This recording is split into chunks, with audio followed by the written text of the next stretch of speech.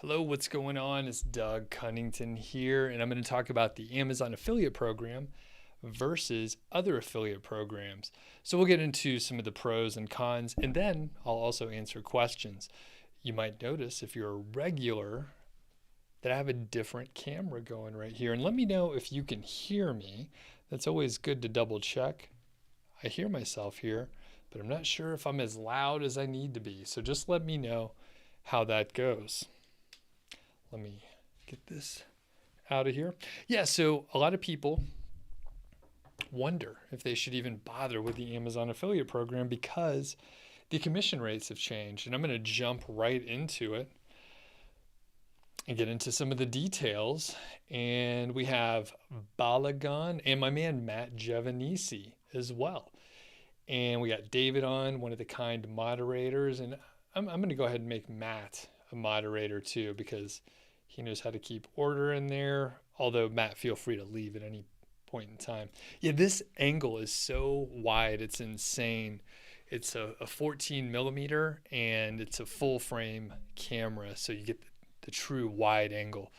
So, as I mentioned, I'm going to get into the details pretty quick. And I wasn't going to do this topic, but I was actually on a live stream I was watching a live stream. I'm a YouTube fan just like you, of my friend Alex Cooper at WP Eagle, and he was talking to Matt Money Lab in the chat there, Matt Giovanisi, and there was a question that came in. Someone said, "Hey, would you even start with Amazon?" And Matt said, "Yes, yeah, I would start with Amazon because what else would you do?" And it's a super common question. Amazon changed the commission rates in 2017 and then again in 2020 last year in April, and essentially cut the rates by half or so depending on what you were earning before. So with that said, there's some great reasons to work with Amazon. Now, I'm going to share my screen here, and that is wide. It's so wide. It is St. Patrick's Day today. So if you're watching this sometime in the future, it's St. Patrick's Day today. Everyone knows that out there right now. But I got this shirt over at Left Hand Brewing, Stouts and Shenanigans. Sounds like Georgie's getting upset.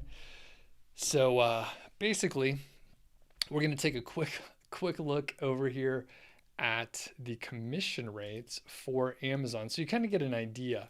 And back in the day, they used to award the commissions based on how many products you sold. So if you sold, hundreds or thousands of products, you were potentially at a much higher commission rate. So I think the starting rate, at least at some point back in the day, was something like 4.5%. And it went all the way up to 8%, which is, of course, double. So it makes a huge difference, especially when you're selling many, many tens of thousands of items and millions of dollars. It adds up really quick. So effectively now, it varies, but if you are selling from a variety of categories, there's a strong chance you're going to be in the commission rate of like 3 to say 5.5%, depending on what you cover. But generally, most people are going to have a blend.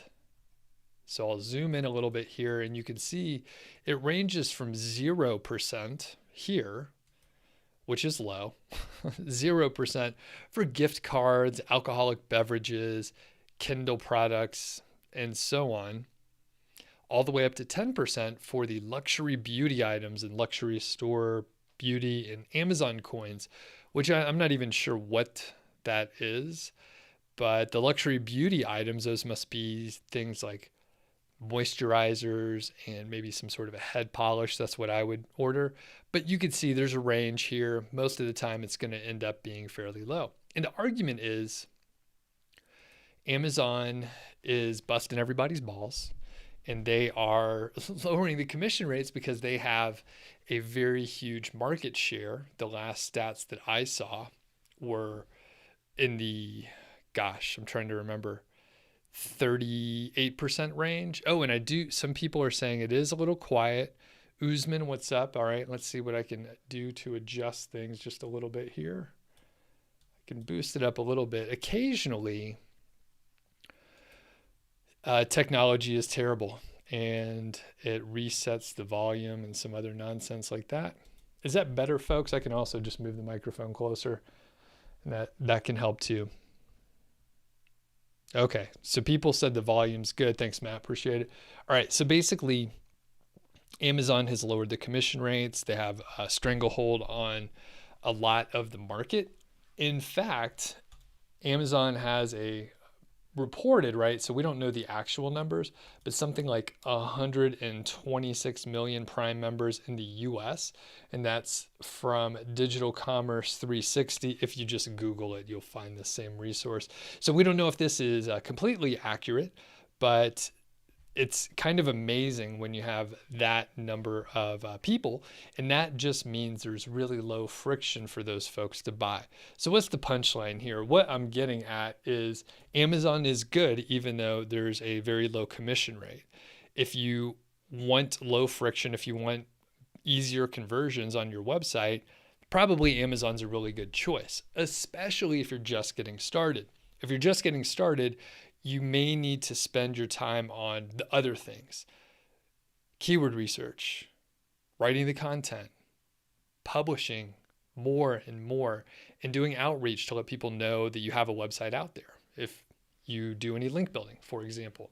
So if you take that into account, you realize, you know what, maybe I should just stick with Amazon for a little while. And then once I have my site established, then you could think about maybe negotiating with individual companies, for example.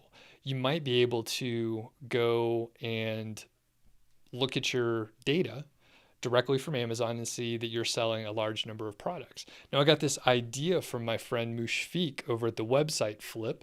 I interviewed him a few weeks back, and he said he'll look at his data, look at his reports, and find exactly what products are selling, and he can go to the manufacturer or the distributor or whoever and say, look, I'm selling 40 of these items for you each month. Check it out. I'm ranking number 1 for this particular keyword that's very closely related to your brand. I would sure love to be able to work out a deal where you pay me a commission because I'm sending you so much traffic and business through Amazon. So he'll go and take his Amazon reports. At the end of the month, he'll go to the company and say, all right, I've sold 57 of these, and then he gets an additional commission. This is all on the side. This is all something that he negotiated himself. But you can see how powerful it is if you have the data and you have the traffic. They could verify it on their own. Third party, they can go and look at, say, Ahrefs, or they could look at SEMrush, or they could just Google the term and see that you're ranking. And they'd be silly not to work with you because, by the way, they have competitors. And if they don't want to work with you, you could just go to the competitor. Or if you're really a strong negotiator, you may just send an email out to all the people and let them know that they're bidding against each other, and maybe give them a deadline too. That'd be pretty badass, but that's a more advanced technique. All right, so that is kind of the punchline. Now, that doesn't mean that that's the only few things you can do, because I'm going to give Matt a plug, and you should check out his Money Lab Pro. Let's go take a look at some other earnings areas, because Matt not only shares his websites, but Matt also shares some of the revenue and that sort of thing. So there's a link in the description here. So you could read the whole summary annual review from Matt, moneylab.co 2020, and his big site, Swim University. He made $433,000, which is a lot, and it's 18% more than last year. Now, a good chunk of it was Amazon revenue, but there's also other affiliate programs. And look, Matt also sold $235K in digital products, which is amazing. It's obviously more than what he made with the affiliate revenue. So at some time in the past, Matt realized, hey, I want to have more control over the revenue. I want to understand how I can just earn more. And he took it from 82,000 in 2019 to 235. And by the way, he made a pretty healthy amount just from YouTube ad revenue, which is very small. As a YouTuber, I make virtually nothing from YouTube. It's more about Actually, I'm not even sure what it's about. That's a more existential crisis situation. But YouTube ad revenue is a kind of a joke. So don't even worry about that. But this is the big thing, digital products. So there's a few things that I encourage you to look at when you're trying to figure out your niche, number one, or how to diversify your revenue. So should you have Amazon as one of your affiliate programs?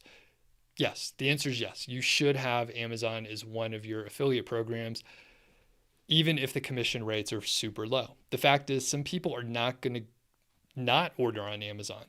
Some people order everything on Amazon.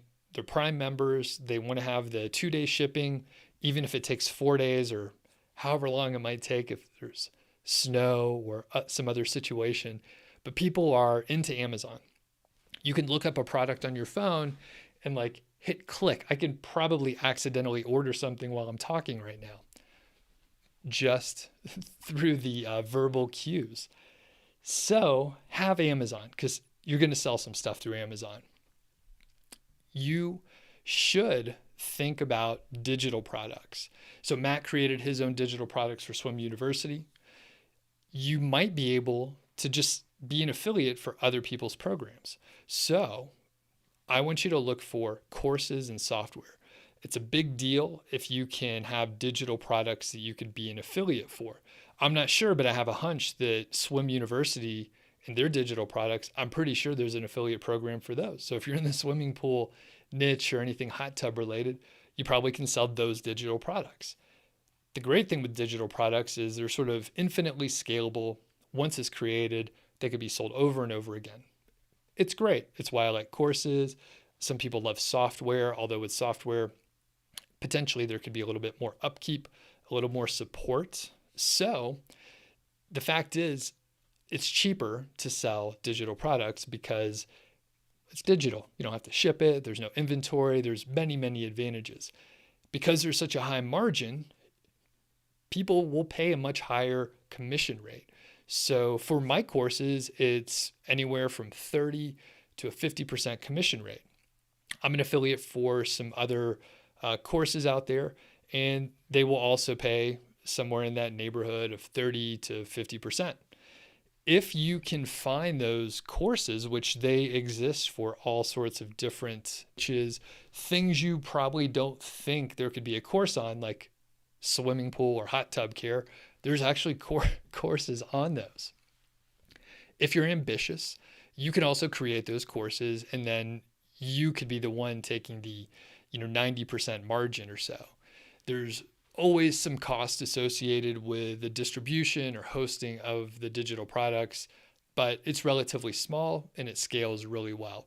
Even if you have to step up to like a higher plan for whatever your learning management system is, it's usually just an incremental change in the price. It's not very much. And you could sell, 10,000 of them or 1 million, and it roughly costs you the same thing. It's kind of amazing in that way. So courses are fantastic. Software is really good. I'm not sure if there's software related to every single niche, but there's a lot of them out there that really do make a lot of sense. One thing that I'm into, and Matt as well, Matt may as well be the co-host today since I keep saying his name, home brewing beer. All right. So home brewing beer has a lot of software that you can use. There's water calculators, there's recipe calculators.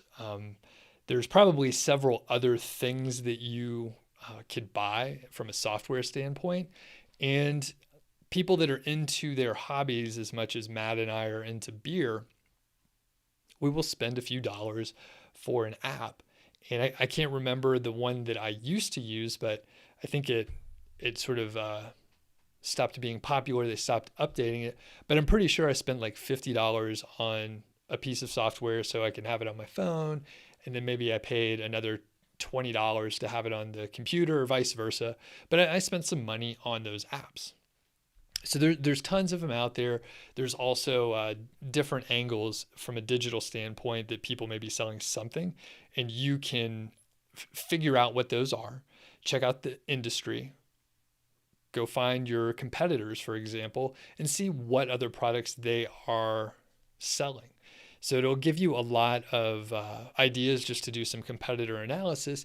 And you might find that there's a lot more digital products available than you thought. So let's put this all together and think about it if you're trying to choose a niche, or maybe you're trying to figure out some idea for a new website. So you can start with Amazon. It's the easiest, lowest cost to entry. It'll convert really well, just get people over there. And then think about the digital products as well. So if you can identify some courses and software, you'll be in great shape. I wouldn't necessarily try to promote them initially. Focus on the Amazon stuff because that could be a fast way to get some people on your site and some traffic initially and a few sales. But it doesn't mean that you can't move quickly over to some of the digital products. Or you know what? It doesn't matter. You could start with the digital products if you want and then branch out to the affiliate, the Amazon affiliate type products and reviews. It doesn't really matter. It's up to you. And remember, you could always develop your own products if you are ambitious. It's usually, not usually, it's always more work to create the products, and it's a whole different exercise to figure out how to sell and market the products. That is a lot more difficult than being an affiliate, but it's a great area to start. So when you're choosing a niche, be sure you look out for the products that you could sell on Amazon. Look for digital products, and don't forget there are specific affiliate programs with companies.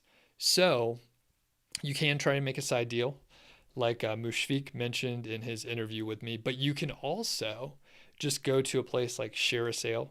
You can go over to Commission Junction. There's a few other very big companies that serve as marketplaces for affiliate programs, and they manage the whole thing. So it's very easy to sign up, be approved, be reviewed, maybe get some information from the company. What do they call that? Assets, brand assets to actually help promote those companies.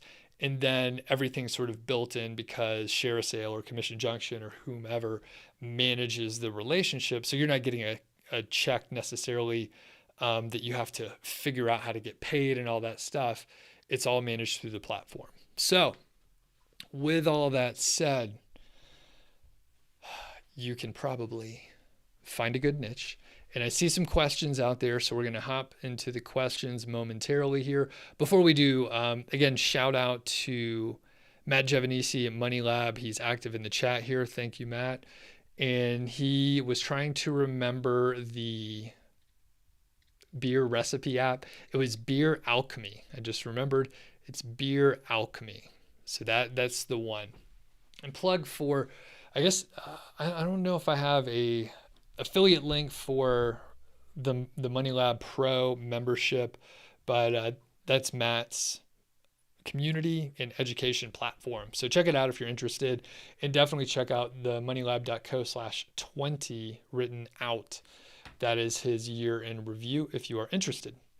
Before I start answering questions here, shout out to Ezoic and their Site Speed Accelerator, which will help your site run faster, which is good. A lot of people have slow sites, and it makes it easy. I highly recommend that you use the DNS integration, not the WordPress plugin. The WordPress plugin doesn't have as many capabilities. So if you do the DNS integration, you'll have better caching. You'll have the Cloudflare, I believe, is the CDN content delivery network that they use.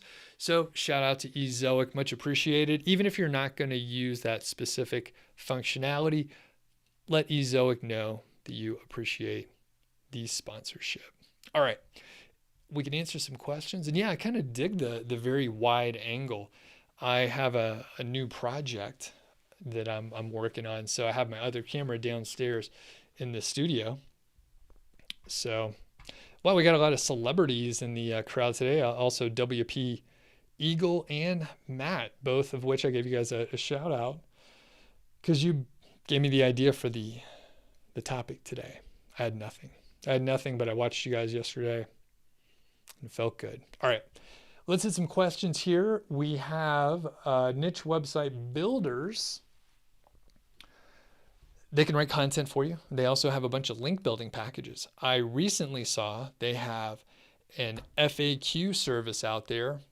I don't know why I put it in quotes. That's what it's called. It's an FAQ service, which I've been doing the FAQ method for a long time. And luckily, the good thing about YouTube, and the bad thing, but the good thing in this case is if you say something and you've been doing something for a few years, is documented. So you could find the FAQ method on my channel where I've talked about it for a very long time. Highly effective way to basically add more content to a specific post, and it'll be highly relevant. Google tells you the questions to ask or that people are asking, and they give you the answer right there. So super easy. And if you want to outsource it, because maybe you have a lot of content on your site, niche website builders could help you. If you use my coupon code, you can get an additional 10% content if you have any sort of content needs. Or for the link building packages, you save 10%. So you can follow the link in the description. And Niche Website Builders sponsors this Q&A segment. So let's make this little banner smaller here. And unlike Alex and Matt, I don't have many things saved here. It's all a very manual process. I was over at Matt's the other week, and he has like a push board thing. It's like a real studio. It's pretty cool. Pretty cool. All right, let's hit these questions here. So thanks everyone. Shout out again to Adrian and to David who are keeping order in the chat. And we have, all right, we're just looking through the chat once I get to an actual question. All right. Okay. Repairs Hub says, suggest a niche who works exactly in, it says 201, but I'm guessing he means 2021 and a couple other, he or she. And it's low competition. So I'm going to, this comes up fairly often, so I'm going to say erectile dysfunction is a hot one.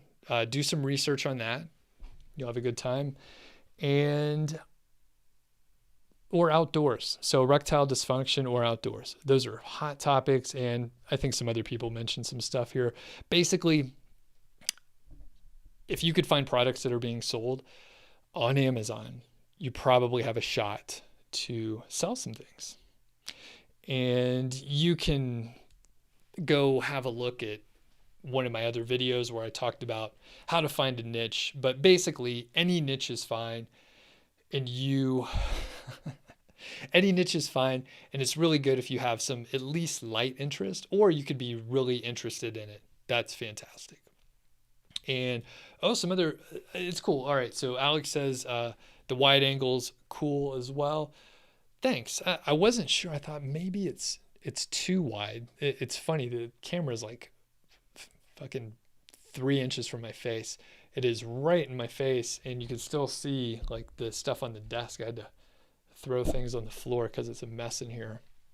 And one cool thing, it's almost just like people hanging out together here. But Matt, I actually have the basement is laid out in a way that we can do a live stream down there and just sit in chairs and have like, it's like a little studio. I think that's what you're aiming to do in your place. Oh, and oh man, Matt says his live show tanked today. I'll catch up with you. I'll catch up with you in a bit. Oh, and Matt says beard oil is a hot one. So beard oil, erectile dysfunction. I think you could probably do, yes, someone's ahead of me. Jason says you could do them both on a site together. It's really a lifestyle, some sort of a head shining, erectile dysfunction, beard oil site that all happens outside. All right, it's very niche, but when you find your market, they're gonna fucking love it. I mean, they're really Gonna love it. And Matt says, beard oil that'll give you a boner outside. My wife just is coming in here. She's like, what are you talking about, dude? What? So, all right. Okay, any other questions? I think everyone is probably thinking, I'm not going to ask that dude a question.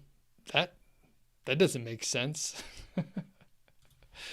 So funny thing is, I'm gonna have potentially more guests on here live. It makes it go a little bit easier in some ways because, well, you have another person to talk. Super helpful. Matt often has guests. I think you always have guests. So well, I will catch up. I'll catch up with you later, Matt. It's like, oh, maybe we'll just talk about it right now. All right. We have a legit question, I think. Balagun, what's up? Good to have you on.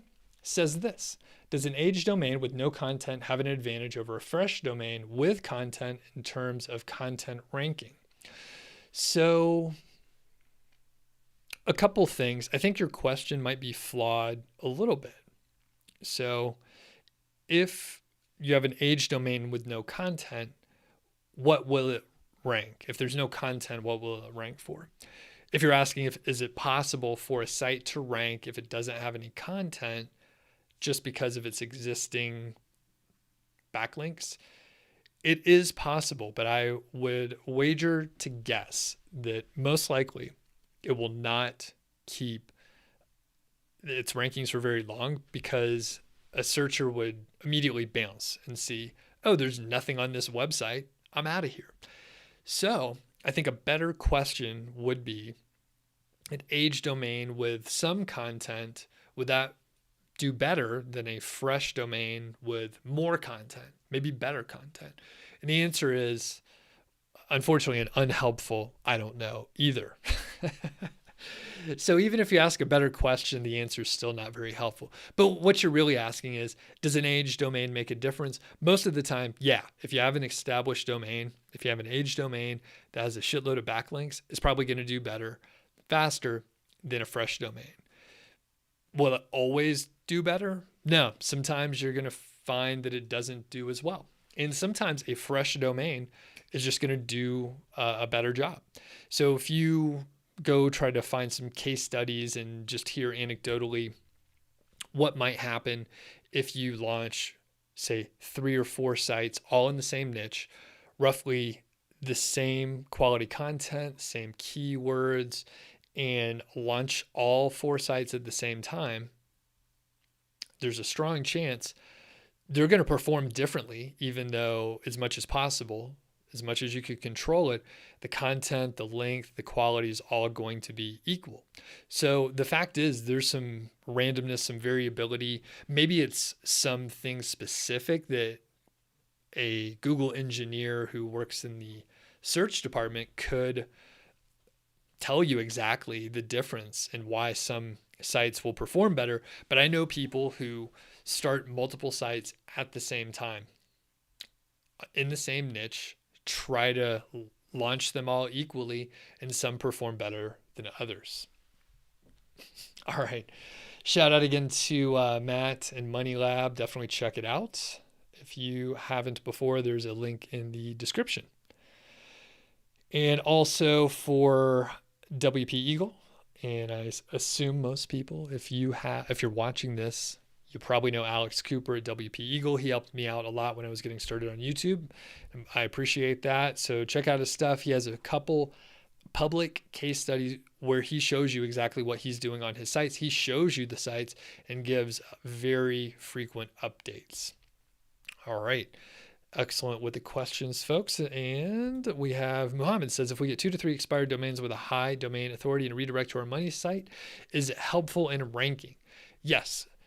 In principle, all of that should work out fine. The fine print is you have to be very careful. It might work for a little while and then get penalized because it's kind of an SEO thing to do, to redirect domains to a single site. So it sort of sticks out like a sore thumb. But if you apply some logic here and think, well, is Google going to penalize you for that if you just do it once or twice? I'm not sure, because here, think about this. Let's say, and actually correct me if I'm wrong, if I'm missing something here. Let's say I find some terrible domains out there. Then I redirect them to my competitor site. Can the competitor do anything about that? So I'll let you think about that. You can answer and everything. Let me know in the chat, just as a thought experiment. But I could also tell you one of the reasons that I don't share my domains, and I try as much as possible to kind of keep them quiet, is because I've had sites with negative SEO. And a lot of times I don't give specific examples, but it actually fits in perfectly. So one way to do negative SEO is to have bad backlinks created with exact match anchor text and have a large number of them show up for a long period of time. Google's pretty smart. They know it's not going to, really do anything, and they just discount those links because they're crappy and they're exact match, and you could do it to your competitor. If you do it for long enough, that can make a difference. But another thing that you could do is get a shitload of bad domains that have spam issues and then redirect them, hundreds of them, to a specific domain. And what happened to me was someone did that like about 900 times to one of my domains, and it got penalized, and it cost me over 10K because it took me a little while to back that out and make sure that it wasn't an issue anymore. So my site got a manual penalty, and then I had to fix it, and it cost me over 5 figures. So that is why I don't do public case studies. It sucks. All right. And then Adrian very wisely says to watch the recent interview I did with Shauna from Skip Blast about age domains. She goes over the whole process, and shout out to ODYS, who technically they're not sponsoring this, but they are sponsoring a couple things that I'm working on, including the podcast. By the way, I have a podcast called The Doug Show. I talk about affiliate marketing, all the same stuff as we're talking about right now. I cover different topics. I go at length. It's pretty good. So if you like podcasts, do check it out. And Anoop asked the same sort of question: redirect an age domain to a new domain in the same niche. It's a strategy that can work. And again, check out that interview that I did with Shauna that came out on Monday.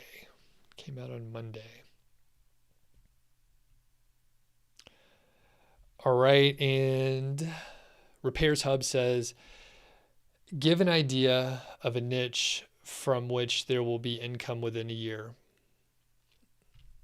And any of the niches we said before, any niche within a year, you should earn income. Jason asks, the number of outbound links on a page is always a divisor of the juice. But does the presence of do follow versus no follow links have an impact on that page's rankability itself? So I don't know. I don't like the question because it starts with the assumption that outbound links divides up the juice. I don't necessarily believe that.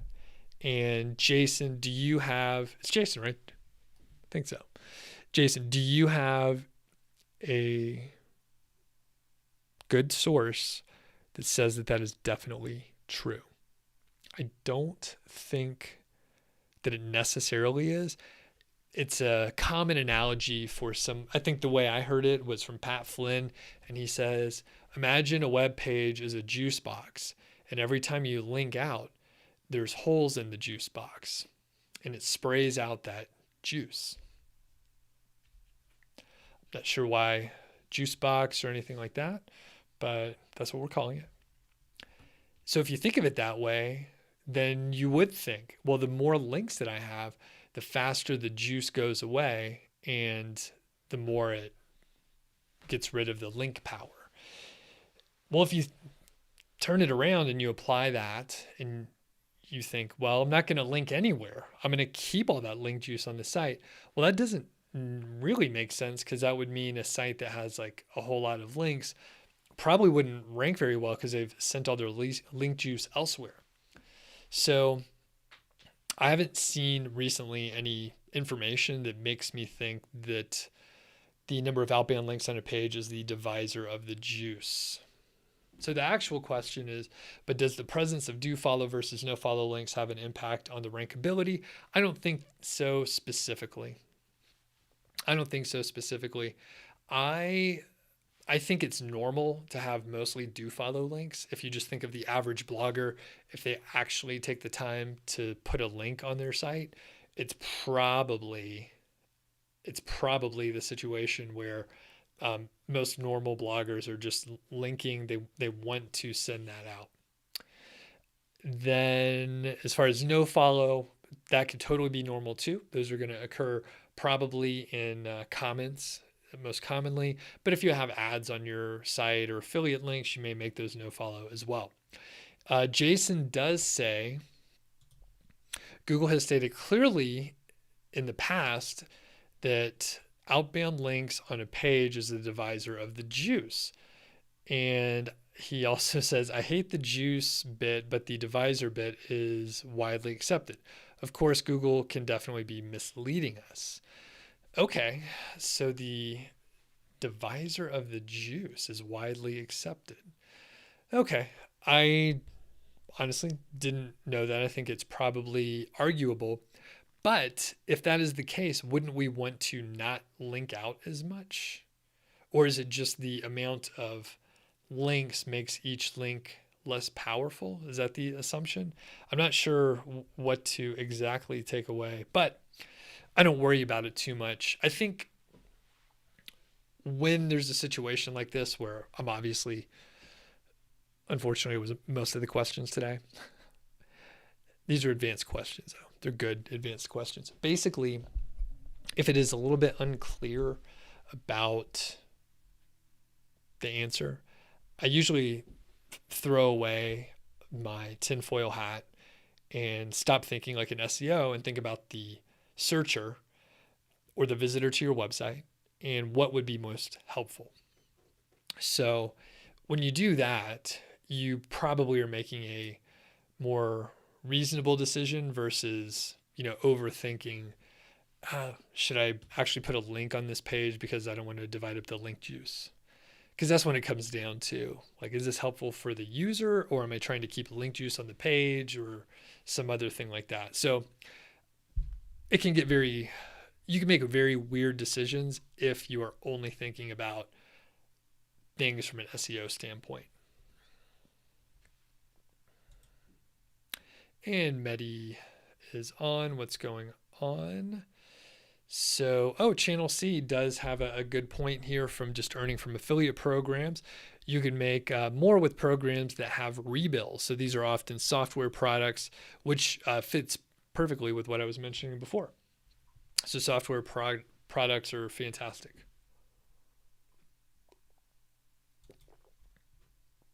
Medi says, what's the ratio that I recommend for affiliate content versus informational content? I like to aim for 50-50.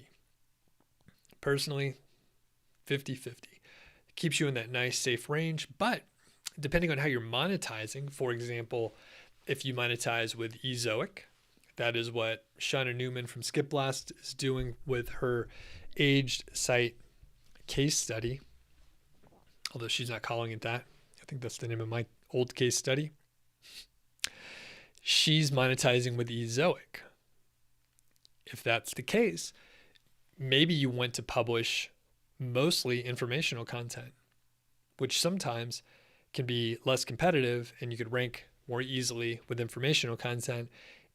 And it's easier and better to monetize, usually, informational content with display ads like Ezoic or AdSense or whatever. And to continue on with the thread from Jason with the link juice stuff and outbound links, he mentions that each link would be less powerful, but it potentially can make everyone paranoid and not want to link out, which I think is dumb. And he says that I'm right, which is always what I want to hear. Oh, and I missed a question earlier from Annis. How much do you pay your editors? Anywhere from $10 to $20 per hour. And Minted Empire says, has the ratio of 50-50 changed since the December core update, or were you at that ratio well before that?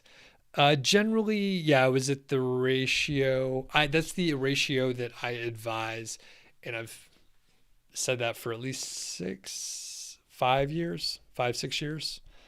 So pretty consistent. 50-50 was a good middle of the road that I've been able to coast with for a long time. That said, I was careful how I phrased that because I have some sites that have a lot more affiliate related content. And it's funny, there was a company that I was working with and they were telling me, hey, I would recommend 100% affiliate content. I was like, what the fuck are you talking about? That doesn't make sense to me. So I'm always up for testing things, and they added more affiliate content so that it's closer to like 70% affiliate content instead of the 50-50. But I recently, had another conversation with him and said, no, let's switch that up back to 50-50 or more. Basically, I need a lot more informational content. And that, again, it depends on what you're trying to do exactly, but it seems to be a good idea to have more informational content these days. And Paul says something about Nootropics, which I don't know what that is. Sounds like a course, perhaps. Oh, and Alte, what's up? Says, great stream. I think everyone should read Google's quality rater guidelines. 175-page document, but worth the time to fully understand. I perused, I think I maybe read a slightly shorter version. Once you start reading it, you kind of get the gist of it. I think you can skim it. But yeah, one of my friends, he read a lot of it too. Anoop says, is it a good practice to have a multi-niche affiliate site, and how difficult is it to rank compared to a single niche? Generally, it does seem to be harder to rank because I believe Google doesn't quite know what to make of your site. They don't know if you're a specialist in one area, and then you have a lot of sort of different topics that you're covering in general. So if you have, I'll give you some criteria. Basically, if you have a budget, if you have a lot of money, if you have a lot of time and patience, and you're going to stick with it for a long time, it's probably fine to go for a multi-niche site and just be in it for the long haul. So instead of thinking, a lot of the questions are like, how much can I make in 6 months? How much can I make in a year? Forget all that. Think about the time frame that Swim University has been going. It's like 16 years. So if you think instead of, oh, I want to make $1,000 per month in 6 months, instead, if you're like, okay, in 3 years, I want to make $30K a month. You have a much longer timeline. You're playing a different game than a lot of people out there. So you can take your time. That said, I've never created a multi-niche site. I have no interest in doing it, and I don't advise people to do it unless you've been doing this for a little while. So if you're just starting out, I would say aim for the single niche, and it's probably going to be a little bit easier to get started. Medi says, do you care about anchor text for internal links? Yes. I usually like, just in general, I like to use partial match keywords. So the keywords are in there, but not all of the words necessarily. And sometimes you can use a LSI type keyword, think synonyms, other words that are related to it. Then, how do you build the silos? I have a whole post on this. Just Google WordPress silos and niche site project, and you can see how you can design a silo. I don't necessarily advise you to do that, but that's how you would link it. And Minted Empire asks about the most bizarre niche that you've gone into. I don't go into bizarre niches.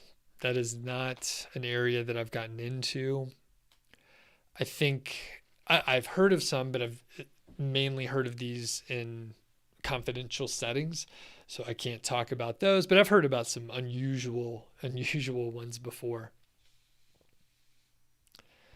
So, all right. Yeah, pretty good live stream. I was losing a little steam today, but really good questions, advanced questions today.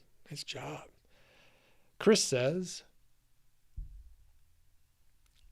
I've been having success with Awin and other affiliate programs like Trade Doubler. Carefully placed banner ads seem to work extremely well in relevant articles or pages. Awesome. Good tip. And I think, again, thinking about other affiliate programs versus Amazon. Amazon should be a piece of the puzzle. It just converts so much better. And if you don't have it on your site, you'll be leaving money on the table in the same way that, if you're not using any display ads, you're leaving money on the table. So, and I don't necessarily think everyone should use display ads either. It's a personal choice. But when you start looking for other programs out there, check all the manufacturers in your industry and see if they have an affiliate program. Sometimes it's managed by them. Sometimes they may not have a program that they talk about publicly, and you just have to email them and show them, prove to them that you'd be a good partner, usually by just showing that you have traffic and that you have a legit website. Then they're probably going to want to work with you. Another trick is you could start Googling terms in your industry, see what ads are running. If you see ads, people are spending money on marketing. And if they're doing that, they have a budget for marketing. And if you can send them well-targeted traffic, like the traffic that they're paying money to get anyway, maybe something that would convert even better, because now it's coming not through an ad necessarily, but through an affiliate site, they may even sell more. So it's worth checking out. Oh, and Channel C mentions the psychic niche. That could be an odd one. Yeah. And okay. I actually just remembered one. It's really not that bizarre overall, but at one point in time, I had a site in the prepping and outdoor sort of area. And there's a lot of, or at least, actually, they're probably still out there, sort of doomsday and prepping products. So those are sometimes odd. They had really crazy video sales letters that were sometimes like an hour long, and they would keep saying some really bad stuff is about to happen. And then I'll share this secret with you and it's going to be revealed. And then they keep telling the story. They never get to the point, and eventually they never tell you anything. They just say really bad shit's going to happen by the course. So that one was kind of weird, knowing that some people watch them and then buy the product too. So hopefully, it was helpful at the end of the day, but that was a while back and I got out of that. So very, very cool. Couple other things. So I will close that and get rid of this baby. So couple things. Please sign up for my email newsletter. You can go to nichesiteproject.com, click the green button, and then enter your name and email address. The reason why it's important for you to sign up soon is next week I'm doing a free 3-part email course. It's like a little mini course. You get it via email You can do it whenever you want. You'll get a couple homework assignments. It'll help you set goals. It'll help you understand your why, and that'll help you stay motivated to keep working on your website. And then finally, the third lesson is about choosing a niche and kind of guide you through a helpful process to understand what niches might be profitable. There was a few people asking about that, and some of the specific products that you might be able to promote. So you could sign up nichesiteproject.com, click the green button, enter your name and email address. I'll send it out via email. It'll be next week, which is I think the 22nd. Is that right? My calendar's not up, which is not helpful, but next Monday, whatever that is. If today's the 17th, that seems about right. So it'll be Monday, Wednesday, and Friday when I'm sending out those emails, and people love the mini course. They really dig it. And I'll answer a few more questions here. Thanks, Adrian, for sending the link in the chat there. If you like these live streams, you should check out some of the older ones too. I've been covering some pretty key topics, and I've been deliberate about it. I think pretty soon I can put together a series of the live streams and basically walk you through some of the key things you have to think about. Choosing a niche was a few weeks ago. I did that twice, actually. A couple of different methods you can use. There's also a keyword research where I kind of walk through a couple tools. I used KWFinder a couple of times, and I used Ubersuggest, which is a free tool. Eventually, the punchline with Ubersuggest is it's very limited functionality. So you're better off just paying for a tool. And I'm trying to think if there was another one. One other thing I could share as well is I have a new podcast coming out. I'm not sure of the launch date. We're kind of easing into it, but I'm working on this new podcast in the financial independence space and personal finance with Carl Jensen from 1500 Days. So I have, this affiliate marketing background, and he has the personal finance and financial independence background, and he's really big in that area. He spoke at FinCon and is well known in that space. He's been on a lot of podcasts.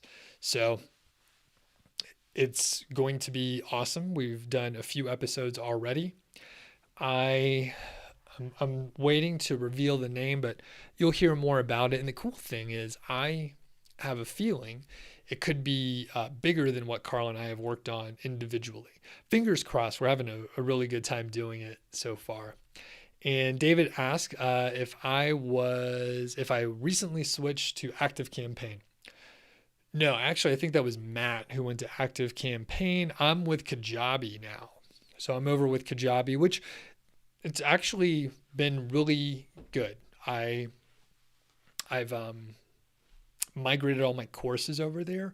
So I have all my courses on Kajabi. I have my email list there, and I have a pretty sophisticated marketing funnel system that works pretty well.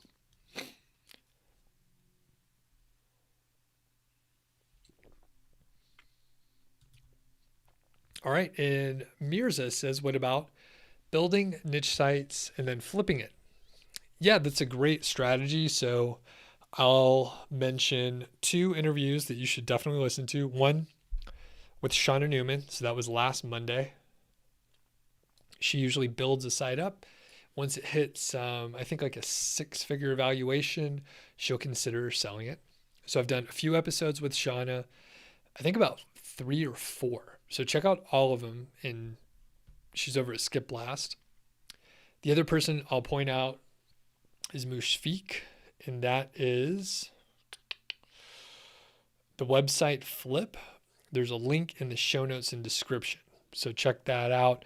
He is fantastic. I interviewed him, and actually check out my interview. He has a ton of case studies on his website, but I interviewed him and we got into very specific details about how he negotiates and finds niche sites and his approach, which is pretty cool. I actually mentioned him as one of the examples to earn more by negotiating additional affiliate revenue. on top of Amazon revenue. All right. So I think we're in pretty good shape here. So we'll answer a couple more questions. Medi says, how do you handle competitors when they build bad backlinks? Typically disavow those links is the way to handle it. But it gets weird because sometimes you don't know if those links are helpful or not. So if you have ever used the disavow tool, you'll notice there's many warnings that pop up. And you can hurt your rankings even if you disavow what you view as bad links. They may actually be helping your site. Now, with the 301 redirect stuff that I was mentioning earlier, yeah, all of a sudden I saw hundreds of bad redirect backlinks going to my site. So I had to disavow each one of those. And Azim asks about some of the interviews on my channel. So if you go to my main channel page, go to the recent videos, you should be able to see Shonda's interviews. You'll see Mushfiq, his interview as well. So just look at the titles and you'll be able to figure out which ones you want to watch. And I think we're going to call it a day. I think we'll call it a day. My voice is kind of giving out here. So I think that's it. Thanks again to David. Thanks to Adrian for helping out in the chat. And I appreciate everybody joining me today. So we'll catch you on the next episode next week. And thank you very much to Ezoic. And thank you to Niche Website Builders. Don't forget, sign up for the email list if you want to get the free mini course. It's free. It's via email. You do it at your leisure. Just check it out.